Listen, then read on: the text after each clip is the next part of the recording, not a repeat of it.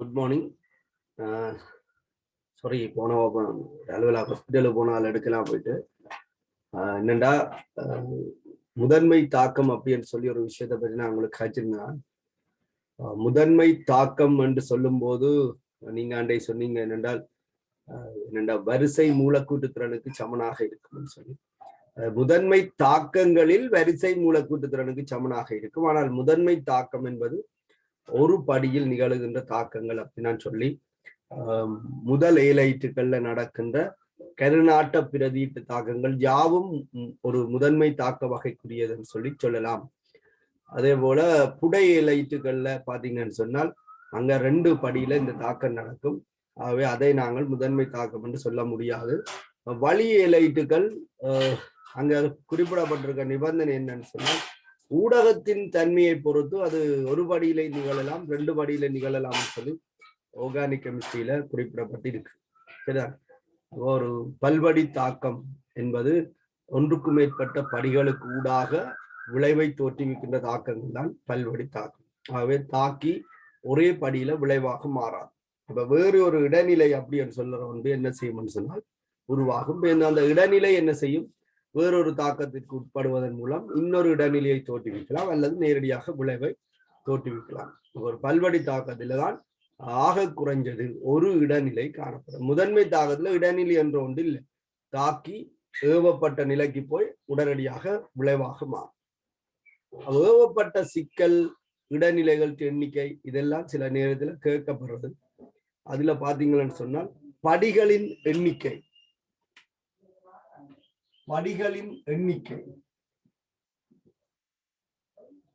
ஏவப்பட்ட சிக்கல் எண்ணிக்கைக்கு சமனாக இருக்கு. உதாரணத்துக்கு ஒரு படியில நிகழ்ற தாக்கம் சொன்னால் உங்களோட விரைவில் ஒரு உச்சி கட்டுதான். அப்போ இடைநிலைகள் எண்ணிக்கை படிகளின் எண்ணிக்கை ஒன்றாக இருக்கு. அப்ப ஒரு படியில தாக்கம் நிகழ்ந்தால் இடைநிலை என்று ஒன்று இருக்காது. 5 படியில தாக்கம் நிகழ்ந்தால் 4 இடைநிலை வரும். வந்த மாதிரி நீங்கள் இடைநிலைகளை பற்றி இந்த படிகள் எண்ணிக்கையோட தொடர்படுத்திக் கொள்ள முடியும். சரிதான்? அப்ப நாங்கள் இப்போ ஒன்றுக்கு மேற்பட்ட படிகளுக்கு ஊடாக நடைபெறக்கூடிய ஒரு தாக்கத்தை பற்றி பார்ப்போம். எங்களோட ரிசோர்ஸ்ல N2O5 பிரிகை தாக்கம் கொடுக்கப்பட்டிருக்கு. N2O5 பிரிகை தாக்கம் கொடுக்கப்பட்டிருக்குது. பாத்தீங்கன்னு சொன்னால் N2O5 பிரிகை அடையும் போது N2O5 பிரிகை அடையும் போது NO2 ஆகவும் O2 ஆகவும் பிரிகை அடையும். இதுல நீங்கள் சமப்படுத்தினால் 2 N2O5 4 NO2 அப்படின்னு சொல்லி இதை சொல்றது ஒட்டுமொத்த தாக்கம் சொல்றோம். இங்க N2O5 எப்படி 4 NO2 ஆகும் O2 ஆகும் வந்தது எங்களுக்கு ஒண்ணும் தெரியாது. எங்களுக்கு தெரிஞ்சது தாக்கியும் விளைவும் தான்.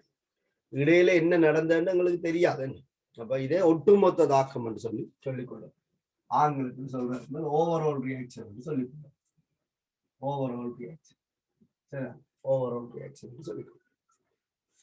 இந்த பிரிகை தாக்கம் எத்தனை படிகளுக்கு கூடாக நடக்குது, என்ன மாதிரி நடக்குது என்பது உண்மையில பரிசோதனை ரீதியாக அவதானங்களின் மூலம் அல்லது தோன்றுகின்ற இடைநிலைகளை நிறமாலைகள் மூலம் பகுத்து ஆராய்வதன் மூலம் தான் கண்டுபிடிக்கலாம். எழுந்தமானத்தில் சொல்லலாது. ஒவ்வொரு தாக்கமும் என்னென்ன படிகளை உள்ளடக்கி இருக்கு, அதுல என்னென்ன விளைவுகள் வருகிறது என்பது ஏற்கனவே தீர்மானிக்கப்பட்ட ஒன்று. அதாவது பரிசோதனை வாயிலாக கண்டுபிடிக்கப்பட்ட ஒன்று. அதுல நாங்கள் விளக்கம் சொல்றது பொருத்தமானது.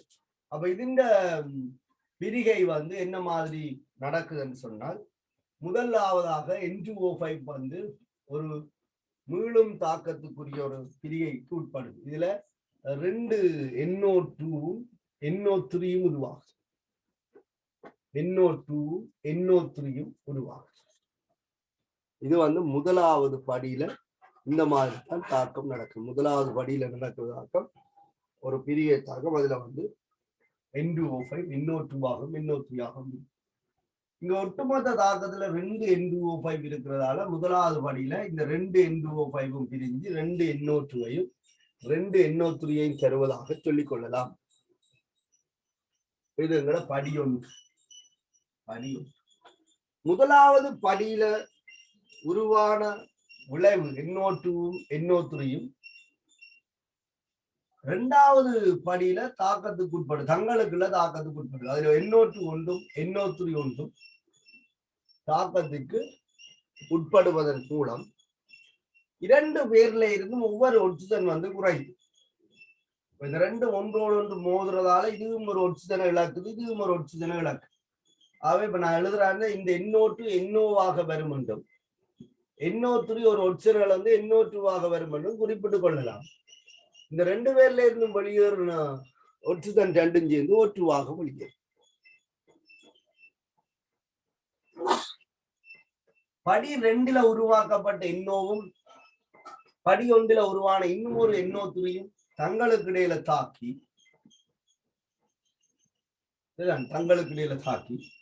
இப்ப இவற்றை ஆக்சிஜன் இவருக்கு இடம் மாற்றப்படும். அப்ப NO2 உருவாகும். அப்ப 2 NO2 விளைவாகும். அப்ப இந்த மேற்படி வெப்ப பிரிகை வந்து மேல குறிப்பிடப்பட்ட வெப்ப பிரிகை இவ்வாறு 3 படிகளுக்கு ஊடாக நடக்குது. அப்ப நாங்கள் தேறிய மாற்றத்தை திருப்பி பார்த்தோம் என்று சொன்னா இதுல ஒரு NO இருக்கு, இந்த தாக்கத்துல ஒரு NO உருவாக்கப்பட்டிருக்கு. அப்ப விளைவுல வந்த NO தாக்கியில பயன்படுத்தப்பட்டிருக்கு. இதுல ஒரு NO2 இருக்கு, இதுல ஒரு NO2 இருக்கு. அப்ப நாங்கள் அந்த NO2 கேன்சல் பண்ணி கொள்ளலாம். அல்லது விளைவின் பக்கத்துல இருக்க மொத்த NO2 இதுல 2, இதுல 2 4, இதுல 1 5, இங்கு 1 இருக்கு. ஆகவே விளைவுல 4 NO2 வரும் சொல்லலாம். எப்படி சொன்னாலும் 2 N2O5 இதுல ஒரு NO3யும் இதுல ஒரு NO3யும் பயன்படுத்தப்படுது. இதுல 2 NO3 இருக்கு. அது கேன்சல் பண்ணி. ஆகவே எங்களுடைய ஒட்டுமொத்த தாக்கத்துல தாக்கியின் பக்கம் இருக்க போறது N2O5 மட்டும். அது பிரிகை அடைஞ்சு NO2 O2 தான் விளைவிட்ட வர. இந்த ஒரு ஒட்டுமொத்த தாக்கம் மேல காட்டியவாறு 3 படிகளுக்கு ஊடாக நிகழ்ந்து என்ன செய்யுது, விளைவை தோற்றுவிக்குது. இதே போல ஒன்றுக்கு மேற்பட்ட படிகள்ல உருவாகின்ற தாக்கங்கள் நாங்கள் பல்வடி தாக்கங்கள் அப்படி சொல்லுவோம். ஒன்றுக்கு மேற்பட்ட படிகள்ல நிகழுகின்ற தாக்கங்களை நாங்கள் பல்வடி தாக்கங்கள் அப்படி சொல்லுவோம். அப்ப இந்த பல்வடி தாக்கங்கள்லாம் நாங்கள் ஓர்கானிக்ல கதைக்கிறது. பல்வடி அநேகமான ஓர்கானிக் தாக்கங்கள் நாங்கள் பல்வடி தாக்கங்களாக கதைக்கிறோம். ஒரு படியில பிணைப்பு உடைஞ்சு இன்னொரு படியில பிணைப்பு உருவாகி இப்ப இந்த ஒரு படியில இன்னொரு பிணைப்பு உடைஞ்சு அப்படி CH4க்கு சுயாதீன மூலிய பிரதிப தாக்கம் போட்டுங்கன்னா எத்தனை படி நடக்குது சொல்லுங்க. அப்ப அதெல்லாம் ஒரு பல்வடி தாக்கம். அப்ப இங்க நாங்கள் இடைநிலை என்பது என்னன்னு சொல்றோம்னு சொன்னால் ஒரு படியில உருவாக்கப்பட்டு இன்னொரு படியில பயன்படுத்தப்படுவது. ஒரு படியில உருவாக்கப்பட்டு இன்னொரு படியில பயன்படுத்தப்படுகின்ற மூலக்கூறுகளை நாங்கள் இடைநிலைகளாக அடையாளப்படுத்திக் கொள்ளலாம். இதுல NO3 எல்லாம் வந்து என்ன செய்யிருக்கா இடைநிலைகள். ஏன் முதலாவது படியில உருவாக்கப்பட்ட NO3 இரண்டாவது படியில பயன்படுத்தப்படும், இரண்டாவது படியில உருவாக்கப்பட்ட NO மூன்றாவது படியில பயன்படுத்தப்படும். ஒரு படியில் உருவாக்கப்பட்டு இன்னொரு படியில் பயன்படுத்தப்படுகின்ற ரசாயன கூறுகளை நாங்கள் இடைநிலைகளாக சொல்றோம். இதே மாதிரி ஊக்கிகளும் இருக்கு. ஒரு படியில பயன்படுத்தப்பட்டு வேறொரு படியில உருவாக்கப்படும். இது ஒரு படியில உருவாக்கப்பட்டு இன்னொரு படியில பயன்படுத்தப்படும். ஊக்கிகள் ஒரு படியில பயன்படுத்தப்பட்டு இன்னொரு படியில உருவாகும். ஆகவே பயன்படுத்தினது திருப்பி வாரதால ஒட்டுமொத்த தாக்கத்துல ஊக்கியும் இருக்க போறது இல்லை, இடைநிலையும் இருக்க போறது. இங்க உருவானது பயன்படுத்தப்படுறதால ஒட்டுமொத்த தாக்கத்துல இடைநிலை இருக்காது. ஊக்கிகள் பயன்படுத்தப்பட்டு உருவாக்கப்படுறதால ஒட்டுமொத்த தாக்கத்துல இருக்காது. அப்ப நாங்கள் இங்கதான் என்ன செய்யறோம்னு சொன்னா மெக்கானிசம் அப்படின்னு சொல்லப்படுகின்ற இன்னொரு விஷயத்தை பிரிக்காய்க்கிறோம். இப்போ ஆர்கானிக் கெமிஸ்ட்ரின்னு சொன்னாலே நாங்கள் அந்த சொல்ல பயன்படுத்தாமல் இருக்க மாட்டோம். பொறிமுறை அப்படி சொல்லிக்கொள்ளும். அநேகமான தாக்கங்கள்ல எப்படி இந்த தாக்கம் நிகழுது என்பதை காட்டுறதுதான் பொறிமுறை. அதுதான் இது பொறிமுறை. அப்ப பொறிமுறை என்பது ஒரு சமப்படுத்தப்பட்ட ரசாயன தாக்கம். சரிதான்? சமப்படுத்தப்பட்ட ரசாயன சமன்பாடு அல்லது தாக்கத்தில இதான் தேறிய மாற்றம். கடைசியா என்ன நடந்திருக்கு? N2O5 வந்து NO2 ஆகும், O2 ஆகும். தேறிய மாற்றம். இந்த தேறிய மாற்றத்திற்கு காரணமான முதலான படிகளின் தொடர் ஒழுங்கு, இதைத்தான் நாங்கள் பொறிமுறைன்னு சொல்றோம். அப்ப மூன்றாவது படியை முதலாவதா காட்டினாது, முதலாவது படியை மூன்றாவதா காட்டல, எல்லாம் அதிலான இருக்குன்னு சொல்லிடுறாங்க. தொடர் ஒழுங்கு, ஒவ்வொரு ஸ்டெப்லையும் என்னென்ன நடந்து இந்த விளைவு உருவாகுது என்பதை இந்த பொறிமுறை எங்களுக்கு தெளிவுபடுத்தும். சரியான? அப்ப சமப்படுத்தப்பட்ட ஒரு ரசாயன சமன்பாட்டின் தேறிய மாற்றத்திற்கு காரணமான தேறிய மாற்றம் இதுதான் காரணமான முதலான படிகளின் தொடர் ஒழுங்கு. இதுல உள்ள ஒவ்வொரு படியும் முதன்மை தாக்கங்கள். ஏண்டா முதலாவது படியில தாக்கி இது விளைவுது, அப்ப இது ஒரு முதன்மை தாக்கம். இது தாக்கி இது விளைவு, அப்ப இது ஒரு முதன்மை தாக்கம். இது ஒரு தாக்கி இது ஒரு விளைவு, முதன்மை தாக்கம். ஒவ்வொரு படியும் முதன்மை தாக்கம். அப்போ முதலான படிகளின் தொடர் ஒழுங்கு பொறிமுறை அப்படின்னு சொல்லிக்கொண்டோம். அப்ப நீங்கள் அநேகமான தாக்கங்கள் பல்வடிகளுக்கு ஊடாக நடைபெறுகிறத பரிசோதனை வாயிலாக அறிஞ்சிருக்கிறோம். இதுல வார இடைநிலைகளை சில நேரத்துல நிபந்தனைகளை பிரயோகிச்சு கட்டுப்படுத்தியும் எடுக்கலாம். ஒப்பீட்டு ரீதியில ரான்சிசன் ஸ்டேஜை விட இடைநிலைகள் சக்தி குறைஞ்சது. நீங்கள் படிச்சதால சொல்றேன். உங்களோட விரைவில் பாத்தீங்கன்னா ரான்சன் ஸ்டேஜ் வந்து இடைநிலை வந்து பேருந்து இன்னொரு ரான்சன் ஸ்டேஜ் வந்து விளைவு. அப்ப ரான்சன் ஸ்டேஜ் வந்து சக்தி கூடிய ஒரு சந்தர்ப்பம். அப்ப அதிண்ட உறுதியை விட இடைநிலை உறுதி கூடவாக இருக்கும். ஆனா இடைநிலை தாக்கி விளைவுகளை விட உறுதி குறைந்ததாக இருக்கு. சரி, அப்ப நீங்க சக்தி வரைபடம் கீரைக்க இப்படி கீறக்கூடாது, இப்படி இடைநிலை கீறக்கூடாது. இப்படி ஒரு இடைநிலை உருவானால் அது தாக்கியை விட உறுதியானது. அப்ப அது என்ன செய்யாது, இன்னொருக்கா பிரிய முடியாது. அப்ப அது அப்படியே நிலைச்சிருக்க வாய்ப்பு. அப்ப இடைநிலைகளை என்ன செய்யலாம்னு சொன்னால் சில நிபந்தனைகளை பிரியோச்சு, எல்லா இடைநிலையும் அல்ல, நிபந்தனைகளை பிரியோச்சு அல்லது கட்டுப்படுத்துவதன் மூலம் தாக்க கலவையிலிருந்து வேறு பிரிச்சறிய முடியும். சரி, உதாரணத்துக்கு நீங்க அனிலின் தாக்கம் படிச்சிருக்கிறீங்க. அனிலினுக்கு வந்து NaNO2 HCl தாக்கம் போட்டீங்கன்னு சொன்னா NaNO2 HCl தாக்கம் போட்டீங்கன்னு சொன்னால் ஃபீனோல் வரும் அப்படின்னு சொல்லி படிச்சிருக்கோம். இப்ப தாக்கி அனிலின் விளைவு ஃபீனோல். ஆனால் இது எப்படி வருது, ஈரசோனியம் உப்பு கூடாக வருது. சரிதான். அப்ப இங்க இடைநிலை விளைவு யாருன்னு கேட்டால் ஒரு ஈரசோனியம் உப்பு. அப்ப நாங்கள் பயன்படுத்துற வெப்பநிலை 5 தொடக்கம் 10 பாய்சிக்கு குறைவாக இருந்தால் நாங்கள் பொதுவாக ஐஸ் கியூப்லாம் செய்வோம். உருகும் பனிக்கட்டிக்குள்ளதான் இந்த வேலை செய்யும். அப்ப சைவர் பாய்சிலாம் உண்மையா பரிசோதனை செய்வோம். கட்டுப்படுத்தினா இந்த இடைநிலை என்ன செய்யலாம்னா வேறாக்கலாம். ஈரசோனியம் உப்பு சாந்தமையரின் தாக்கங்கள் என்று சொல்லப்படுற இடங்கள்ல ஈரசோனியம் உப்பின் தான் தாக்கியாக இருக்கும். CuCl, KCl, HCl, CuCN, HCN இந்த மாதிரியான இதுகள் எல்லாம் பாவிச்சிருக்கீங்களா? அதெல்லாம் இந்த NaCl தானே பாவிச்சிருக்கீங்க. எங்கே இருந்து வந்து இந்த NaCl?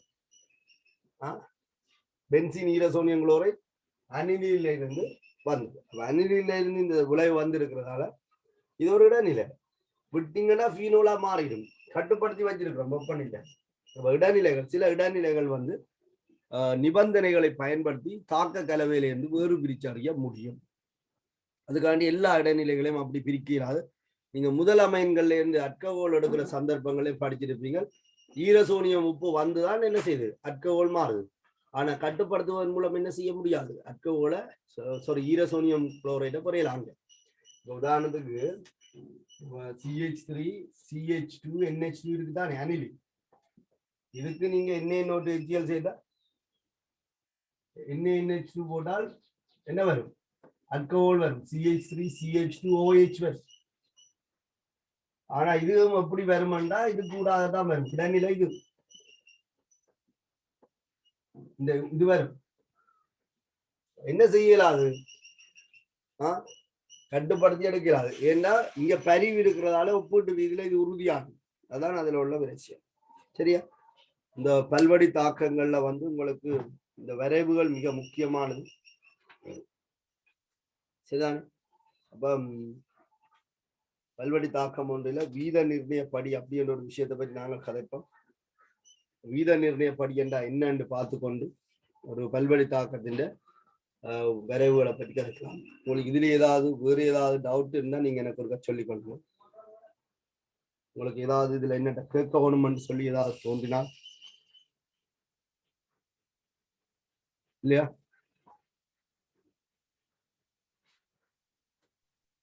சிக்கல் இல்லை தானே? சரி, அப்ப நீங்கள் வீத நிர்ணயப்படி அப்படின்னு பார்க்கலாம். இப்படி ஒரு பல்வடி தாக்கத்திலே நான் அந்த விஷயத்தை கலைக்கிறேன்.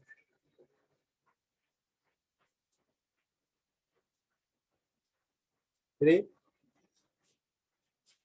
இது ஒரு படி, இது இன்னொரு படி, இது இன்னொரு படி. இந்த 3 படியும் சம வீதத்தில நடைபெறும் என்று சொல்லி எங்களால குறிப்பிட முடியாது. ஒவ்வொரு படிக்கும் ஒவ்வொரு வீதம் இருக்கு, தாக்க வீதம் இருக்கு. 3 படியும் சம வீதத்தில நடைபெறும் அப்படி எங்களால குறிப்பிட முடியாது. அது ஒவ்வொன்றுக்கும் ஒரு வீதம் இருக்கு. இப்ப நான் சொல்றேன், இந்த படிகள்ல இது வந்து ஃபாஸ்ட், இது ஸ்லோ, இது மிகவும் வேகமான வெரி ஃபாஸ்ட். இப்படி 3 வகையான வேகங்கள்ல இந்த தாக்கம் நடைபெறுவதாக வச்சுக்கொள்றேன். நான் சும்மா தான் சொல்றேன். சரி, ஓகே. உண்மையில இது வந்து என்னென்றால், இப்ப எங்கள்ல இருக்கிற ஒரு மிகப்பெரிய குறைபாடு, இந்த ஒரு ரிலே இருக்குதானே, ரிலே வந்து இப்ப 4 மாணவர்கள் தான் கம்ப்ளீட் பண்ண வேண்டிய ஒரு சந்தர்ப்பம் இருக்குமெண்டா ஒரு ரிலேயில இதுல ஒரு 3 பேர் என்ன செய்வாங்கன்னு சொன்னா, அங்கே ஓரளவு ஓடக்கூடியவன் நிற்பான். இதுதான் ரிலேயில 3 பேர் ஓடக்கூடிய ஒருவன் நிற்பான். ஆனா 4வது ஆளுக்கு ஆளே கிடைக்காது. அங்கே கிடைக்கிற ஒருவனை பிடிச்சு கொண்டு வந்து அந்த ரெக்கில நீப்பாடி விடும். சரி, அவனுக்கு நல்ல நாளைக்கும் கிரவுண்ட்ல ஓடுறதுக்கு நின்றதா தெரியும். வேற ஏதாவது விளையாடு கிரவுண்டில் இருக்கும், அவனுக்கு ஓட்டம் உண்டா என்னன்னு தெரியும். ஆனா என்ன செய்யற, தவிர்க்க முடியாத காரணத்துல 4 பேர் நிற்கும் பார்ட்டிசிபேட் பண்றது. அப்ப 4 பேர்ல ஒரே ஒரு ஆளா பிடிச்சு விட்டால், இந்த ரிலேயின் ஓட்டத்துல இருக்கிறாங்கல்ல 3 பேர் சில இதுல சாம்பியன் ஆயும் இருக்கலாம், ரன்னர்ஸா இருக்கலாம், சாம்பியனா இருக்கலாம். ஒருவர் மட்டும் அல்ல கை மாதிரி வந்து மாட்டிட்டாரு, அவசரத்துக்கு பிடிச்சாங்க. அப்ப இதுண்ட வெற்றியை இப்ப யார் தீர்மானிக்க போகிறார்கள்? அந்த 3 பேரும் தீர்மானிப்பார்களா இல்ல இவர் தான் தீர்மானிப்பாருன்னு சொல்லி உங்களுக்கு பிரச்சனை. நீங்கள் என்ன சொல்ல வாரீங்க? இந்த ரிலேயினுடைய வெற்றி உண்மையில இதுல யாருல தங்கி இருக்கு? அந்த சாம்பியன்ல தங்கி இருக்குமா இல்ல இவர்ல தங்கி இருக்குமா?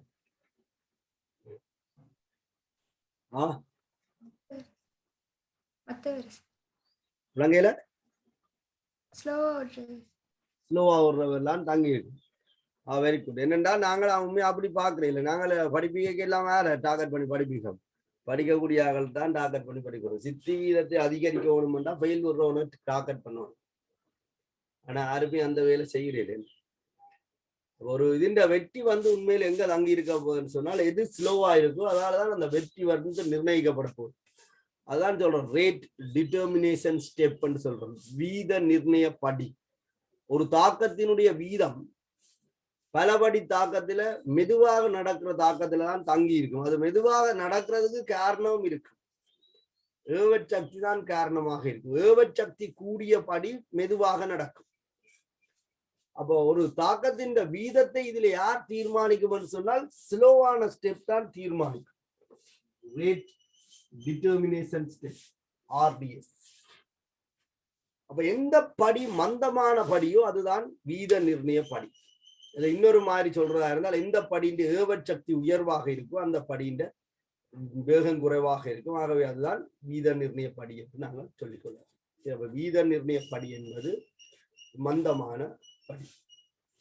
ஒரு தாக்கம் ஒன்றுக்கும் மேற்பட்ட படிகளுக்கு ஊடாக நடைபெறும் போது எந்த படி மந்தமான படியோ அதுதான் மந்தம், ஸ்லோ. மந்தமான படியோ அந்த படிதான் வீதத்தை நிர்ணயிக்கும். சரிதானே? அப்ப ரேட் டிட்டர்மினேஷன் ஸ்டெப் என்பது இதுதான்.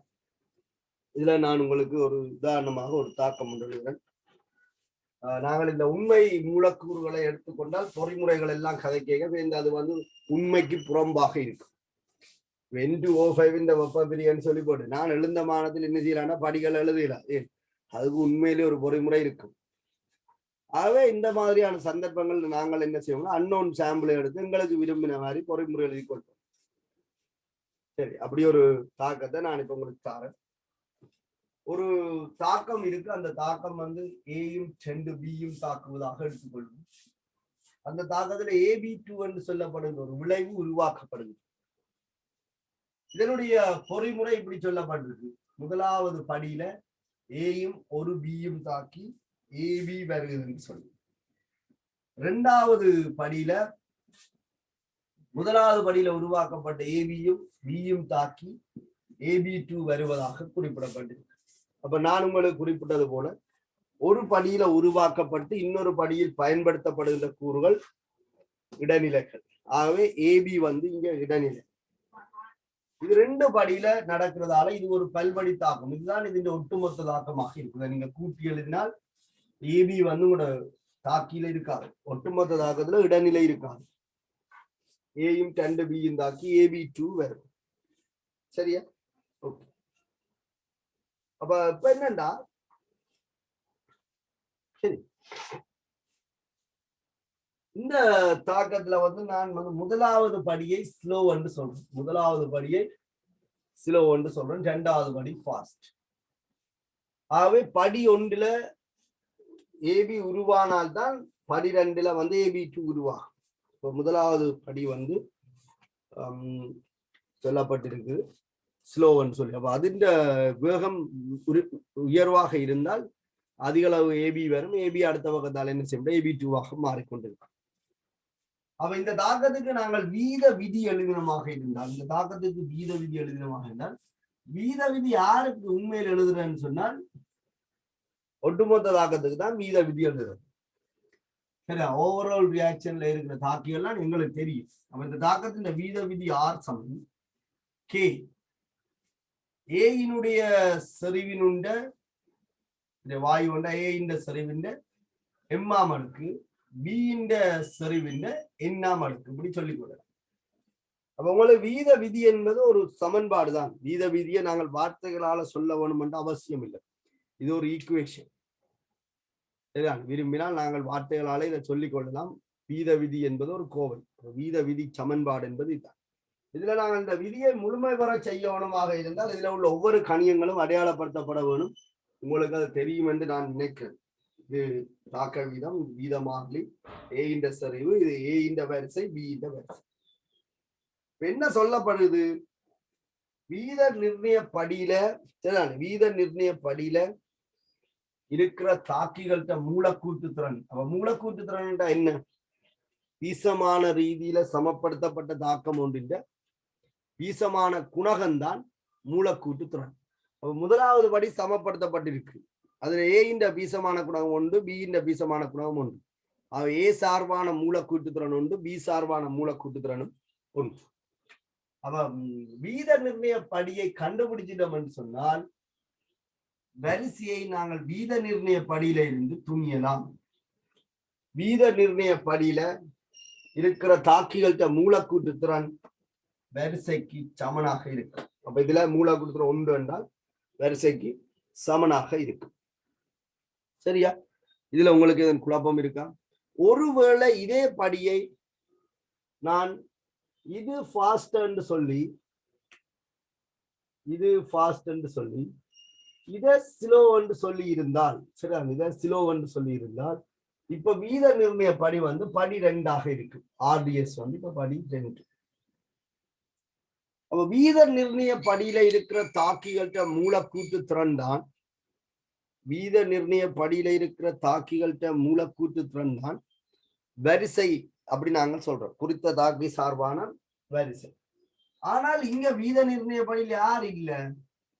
ஏ இல்ல, பி இருக்கு. அப்ப N= 1 என்று எடுக்கலாம். N= 1 என்று எடுக்கலாம். வீத நிர்ணய படியில இருக்க தாக்கின மூலக்கூட்டு திறன் வரிசைக்கு சமம். அப்ப இது சரி. அப்ப M என்ன? ஒரு பிரச்சனை வரும். அப்ப நாங்கள் இங்கே ஒரு முடிவு சொல்றோம். என்னன்னு சொன்னால், ஒரு தாக்கி வீத நிர்ணய படியில இல்லை என்று சொன்னால், ஒரு தாக்கி வீத நிர்ணய படியில இல்லை என்று சொன்னால் அந்த தாக்கி சார்பான வரிசையை 0 அப்படி நாங்கள் எடுத்துக்கொள்றோம். சரி, ஒரு தாக்கி வீத நிர்ணய படியில இல்லையா அந்த தாக்கி சார்பான வரிசை என்னன்னு சொல்றோம்? 0 சொல்லி எடுத்துக்கொள்றோம். அப்ப ஏ சார்பான வரிசை 0. அப்ப இது நாங்கள் எடுக்க போறோம் 2வது சந்தர்ப்பத்தில் M0 N=1. ஆகவே வீத விதி வந்து R= K. ஏ 0ஆம் அடுக்கு, பி 1ஆம் அடுக்கு. அது போட தேவையில்லை. 1ஆம் அடுக்குன்னா போட வேண்டிய அவசியம் இல்லை. அப்ப R= K பி என்று பகுதி போட்டு. சரியா? அப்ப இதுல உங்களுக்கு ஏதாவது நான் சொல்றதுல விளக்கம் இல்லைன்னா நீங்களே அன்மியூட் பண்ணி கதைச்சு கொள்ளுங்க. சரிதானே? உங்களுக்கு ஓரளவுக்கு விஷயம் தெரியும் என்றால நான் அடிக்கடி உங்களை கேட்கல. என்ன ஸ்டாப் பண்ணி நீங்கள் உங்களோட தகவல்களை உங்களுக்கு தேவையானதையும் கேட்டுக்கொள்ளுங்க, உங்களுக்கு டவுட் ஆனதையும் கேட்டுக்கொள்ளுங்க. சரி, பயப்படாம சத்தம் போடாம நீங்க என் கேள்வி கேட்கறது தான் படிக்க வலிக்கிட்டேன். நீங்க படிங்க, கேள்வி கேட்டு படிங்க. சரி, ஓகே, நானும் கோவிக்க மாட்டேன். ஓ சொல்லுங்க. மெதுவான படிக்கு மேல உள்ள படிகள் மேலும் தாக்கமாகும். விலங்கையில மெதுவான படிக்கு மேல உள்ள விரைவான படிகள் வந்து மேலும் தாக்கமாகும். கட்டாயம் மீளுந்தாக்கமாக இருக்க வேணும்னு சொல்லையில அநேகமான ரசாயன தாக்கங்கள் மிகச் சொற்ப அளவேனும் மீளக்கூடியவையாக இருக்கும். அதிண்ட மீளல் வந்து கேஏ இருக்குதானே, கேஏ வந்து 10⁻³ விட பெரிதாக வரும்போது, அந்த கேசியன் நீங்க படிச்சுட்டு இருக்கீங்க, மாறலி 10⁻³ விட பெரிதாக வரும்போது நாங்கள் என்ன சொல்றோம்னு சொன்னால் அதிகளவான விளைவு தோன்றி இருக்குமே. விளைவின் சரிவின்கள் தாக்கின்ற சரிவு தானே. கேக்கு பெருமானம் வந்து 10⁻³ விட பெரிதாக வரும்போது முற்றான தாக்கமாக நாங்கள் அன்னளவாக எடுத்துக்கொள்ளலாம். எல்லா தாக்கமும் வந்து வீத நிர்ணய படிக்கு முந்திய படியில உள்ள தாக்கிகள் அத்தனையுமே மீளும் தன்மையுடையவை என்று சொல்றது என்பது அவ்வளவுக்கு பொருத்தமானது இல்லை. இதுல நீங்க கேட்க வர விஷயம் எனக்கு விளங்குது. நான் அது உங்களுக்கு அங்கால சொல்லித்தரலாம். வீத நிர்ணய படியில தாக்கி இல்லைன்னு சொன்னால் வீத விதி கோவையிலே அப்படி தாக்கிய கொண்டு வாரதுன்றதுக்கான ஒரு கேள்வியாகத்தான் இது இருக்கு என்று நினைக்கிறேன். சரி, அப்ப அதுல அவன் சொல்லி இருக்கிற விஷயம் என்னன்னா, வீத நிர்ணய படிக்கு முந்திய படியில ஃபாஸ்டாகவும் மீளுந்தன்மையுடையதாகவும் தாக்கம் இருந்தால் நாங்கள் தாக்கி என்ன செய்யலாம், வீத விதி கோவைக்கு கொண்டு வரலாம். இப்ப ஏ கொண்டு வரலாம். வீத விதி கோவையில ஏ இல்லதான், இந்த ஏ வீத விதி கோவைக்கு கொண்டு வரலாம். ஆனா எப்போதும் இப்படி என்றா என்ன அர்த்தம், ஒவ்வொரு படியும் மீளும் தன்மையானதுன்ற அர்த்தம். அப்ப அது எல்லா படியும் மீளும் தன்மைன்றதா நான் சொன்ன மாதிரி அநேகமான ரசாயன தாக்கங்கள் மிகச் சிறிதளவு மீளக்கூடியதாக இருக்கும்.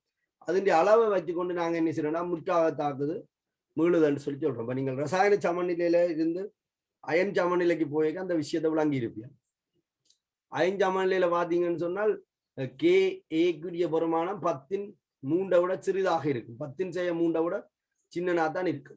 அப்ப அது தாக்கி சார்பாகத்தான் இருக்கும். அப்ப அயனாக்கத்தின் அளவு மிக குறையும். ஆனா சில தாக்கங்கள்ல பாத்தீங்கன்னு சொன்னால் சமநிலைன்னு செய்யும், வலதுபுறம் நகர்ந்து இருக்கும். அப்ப 10⁻³ விட பெருசா வரும். அப்படின்னா என்ன, தாக்கியில கொஞ்சம் சரிவும் விளைவில் அதிக சரிவும் இருக்கு. அப்ப தாக்கி முற்றாக என்ன செய்யுது, பெரிய வாய்ப்பு இருக்குன்னு சொல்றோம். எப்போதும் அது உண்மை அல்லவா. இப்ப நீங்கள் நீங்கள் கேட்க வார பாயிண்ட் எனக்கு விளங்குது. நீங்க இந்த இடத்துல இந்த ஏபிக்கு பதிலாக இந்த ஏஐயும் பிஐயும் கொண்டு வந்து புகுத்த முயற்சிக்கிறீர்கள். அப்படி நானும் இப்ப புகுத்த போறேன். ஏன்னு சொன்னால் சில சந்தர்ப்பங்கள் அப்படியான இதுகள் எல்லாம் இருக்கு. ஆரம்ப தாக்கி சார்பாக வீத விதி கோவையை நாங்கள் சமர்ப்பிக்க இது மீளுந்தாக்கமாக இருந்தா தான் இதுக்கு என்ன செய்யலாம், சமநிலை விதியை பிரயோகிச்சு இந்த ஏபிக்கும் இந்த ஏபிக்கும் தொடர்பை கொண்டு வரலாம் ஏபி சார்பில். அப்ப எப்போதும் அது மீளுந்தாக்கமாக இருக்கும் என்பதல்ல. மீளுந்தாக்கமாக இருந்தால்தான் நீங்கள் அந்த தொடர்பை கொண்டு வரலாம். இல்லைன்னா கூட வீத விதி கோவை தான். சரி, அப்ப வீத நிர்ணய படிக்கு முந்திய படிகள் யாவும் மீளும் தன்மையுடையவை என்று சொல்ற கூட்ட நான் ஏற்றுக்கொள்ள மாட்டேன். அது எந்த ஒரு ரசாயன தாக்கத்திற்கும் மிகச் சொற்ப அளவு மீளும் தன்மை இருக்கு. அது நிபந்தனையை பொறுத்து புறக்கணிக்கத்தக்கதாக இருக்கு. அப்ப இப்படி அப்ப நாங்கள் மீளும் தாக்கம் என்று சொல்லி படிப்பிக்கிறோம் தானே, மீளா தாக்கம் மீளும் தாக்கம் சொல்லி. அப்படி என்றால் அதன் அர்த்தம் பிழைச்சு போடும். இப்ப எல்லா தாக்கமே மீளும் தாக்கமா போய் ரசாயன சமநிலையில நாங்கள் சொல்லிக் கொடுக்குறோம், குறித்த நிபந்தனையில ஒரு தாக்கம் ஒரு திசையில் மாத்திரம் நிகழுமாயின் மீளா தாக்கம். இப்ப KMnO4 வெப்ப பிரிகை எடுத்துக்கொண்டால் K2MnO4 MnO2 O2 இது வந்து திருப்பி KMnO4 உருவாக்குமாண்டா இல்லை. சரி, அந்த மாதிரி ஒரு படியாக இது வரலாம். KMnO4 வெப்ப பிரிகை மாதிரி அங்காலும் ஏதாவது சாத்தியப்படும். இப்ப நீங்கள் யோசிக்கிறதுல ஒரு நியாயப்பாடு இருக்குன்னா, இது ஸ்லோவா இருந்தா இது ஃபாஸ்டா இருந்தா இங்க என்ன இருக்கும், ஏயும் பியும் ஏபியும் அதிக அளவில் இருக்கும். ஏன் இவர் ஸ்லோ எல்லாம். அப்ப இந்த ஏபி பிரிஞ்சு சில இடத்துல என்ன செய்யலாம்னா ஏயும் பியையும் தோற்றுவிக்கலாம் என்ற கோணத்துல நீங்கள் சொல்ல வாருங்க.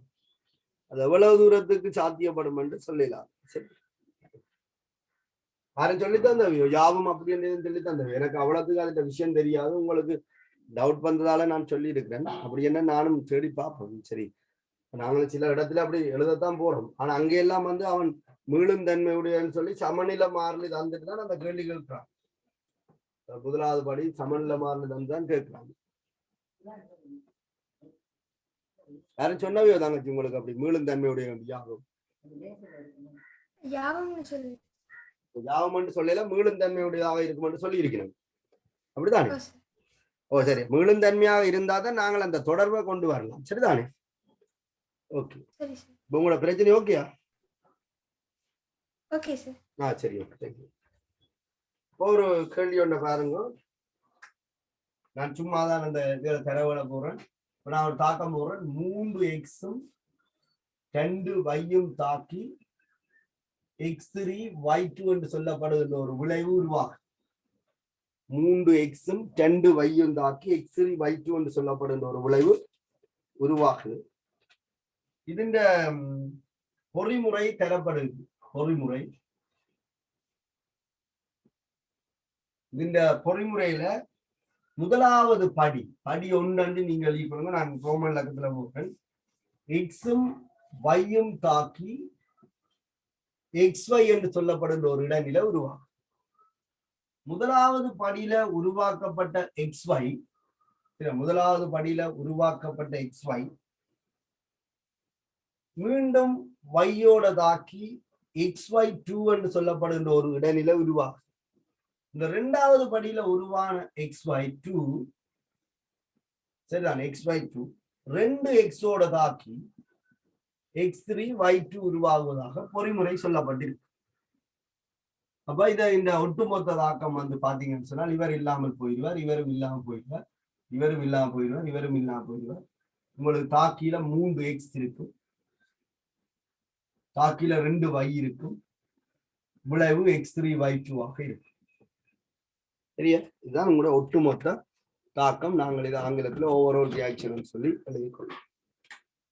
இப்ப இதுல வந்து என்னன்னு சொன்னால் இந்த 3 படிக்குமே ஏவற் சக்தி இருக்கும். E1, EA1, EA2, EA3 அப்படின்னு சொல்லி நான் குறிப்பிட்டு போகிறேன். இந்த 3 படி தாக்கங்களை உடைய ஒரு தாக்கத்திற்கு சக்தி எதிர் தாக்க ஆள்கூறு வரையறுக்கிறார். 3 படிக்கும் சக்தி எதிர் தாக்க ஆள்கூறை பற்றி நான் தருகிறேன்.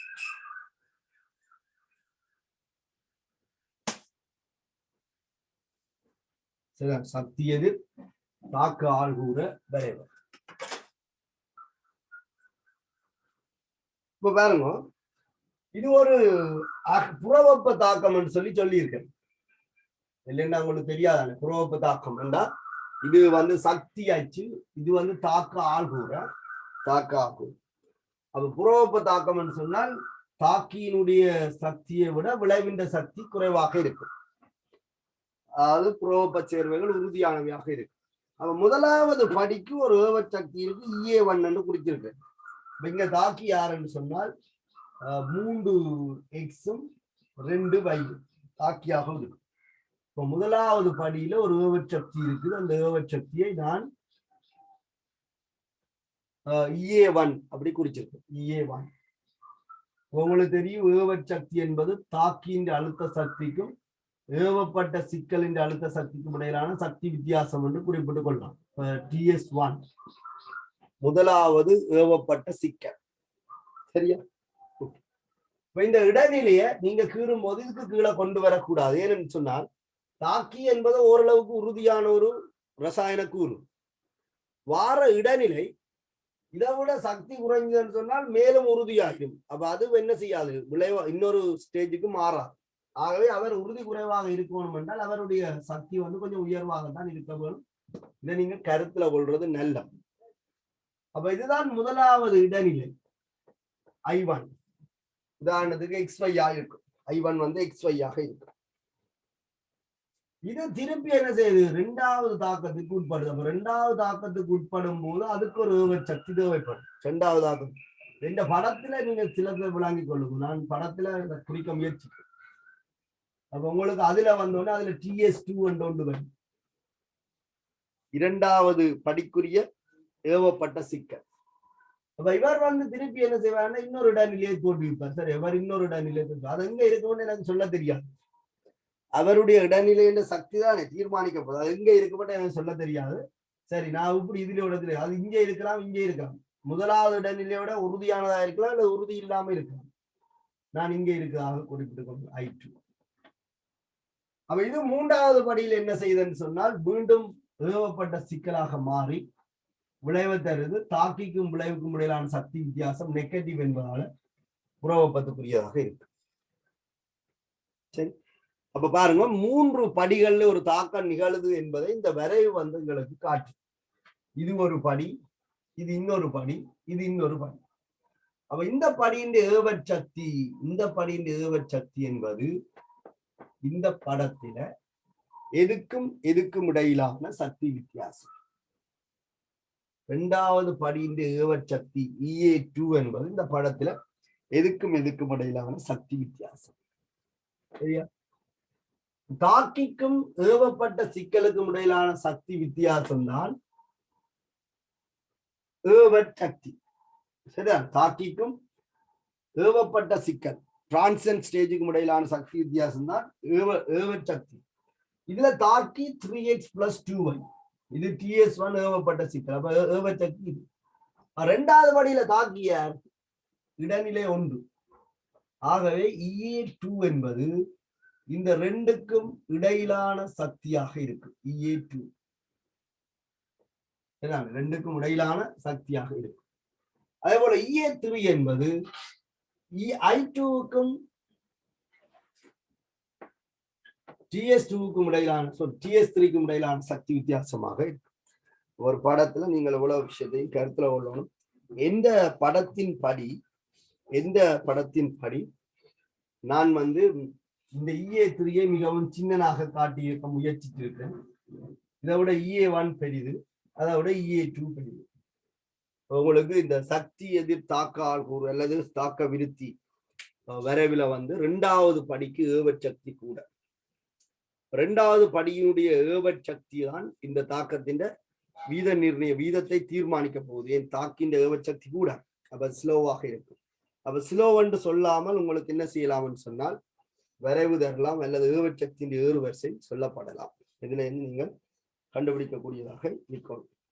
சரியா? ஓகே. அப்ப ஏவச்சக்தியை பார்த்த நாங்கள் வீத நிர்ணயப்படியை சொல்லிக்கொள்ளலாம். இரண்டாவது படி வீத நிர்ணயப்படி. இதன்படி இந்த தாக்கத்துக்கு நாங்கள் வீத விதி எழுதினோம்னு சொன்னா வீத விதி R சமன். சரி, வீத விதி R சமன் தாக்கியார் X, தாக்க வித மாறிலி K, X இந்த ஆல்பா பீட்டா என்று போடலாம், AB என்று போடலாம், MN என்று போடலாம், என்ன மாதிரி நான் போட்டுக்கொள்ளும் M Y வந்து N. சரியா? ஓகே. இப்ப நாங்கள் வீத நிர்ணயப்படி இரண்டாவது படி என்று இந்த வரைவில் என்று கண்டுபிடிச்சிருக்கிறோம். ஆகவே வீத நிர்ணயப்படியில ஒரு தாக்கி இருந்தால் அதனுடைய மூலக்கூட்டு திறன் வரிசைக்கு சமன். அவ Y சார்பான வரிசை N சமன் 1. X வந்து வீத நிர்ணயப்படியில இல்லை, ஆகவே M வந்து 0. வீத விதி R சமன் K, X இந்த 0ஆம் அடுக்கு Y இந்த 1ஆம் அடுக்கு அப்படின்னு சொல்லுவது. வீத விதி R சமன் K Y. இந்த படத்தின் படி முதலாவது தாக்கத்துக்கு வீத விதி வந்து இப்படித்தான் இருக்கு. இந்த தாக்கத்தினுடைய மொத்த வரிசை 1ஆக இருக்கும். மொத்த வரிசை என்பது ஒவ்வொரு வரிசைகளினதும் கூட்டுத்தொகை. அப்ப 1க்கு சமனாக இருக்கும். சரியா? இப்ப இனி நாங்கள் இந்த பொறிமுறையில கணக்க கதைக்கலாம். இந்த பொறிமுறையில இந்த படத்தை எல்லாம் மறந்துட்டு முதலாவது படி வீத நிர்ணய படி என்று சொன்னால் M1 முதலாவது படி M1 Y1. அப்ப வீத விதி வந்தங்களுக்கு R சமன் K, X இந்த 1ஆம் அடுக்கு Y இந்த 1ஆம் அடுக்கு இருக்கு. மூன்றாவது படி வீத நிர்ணய படி தான். மூன்றாவது படி வீத நிர்ணய படி தான் Xக்கு வரிசை 2ஆக இருக்கும், Yக்கு 0ஆக இருக்கும். அப்ப இப்படி எல்லாம் இருக்கு. சரி, X இந்த வரிசை 2, Yக்கு 0ஆக இருக்கும். இதுல இருந்து நீங்கள் வேலை பார்த்து கொள்ளலாம். சரி, ஓகே.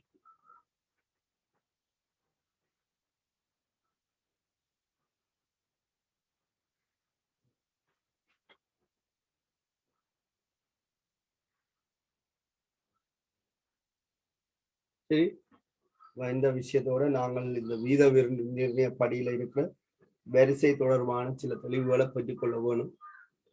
ஒரு வரைவு தரப்படும் போது அல்லது பொறிமுறை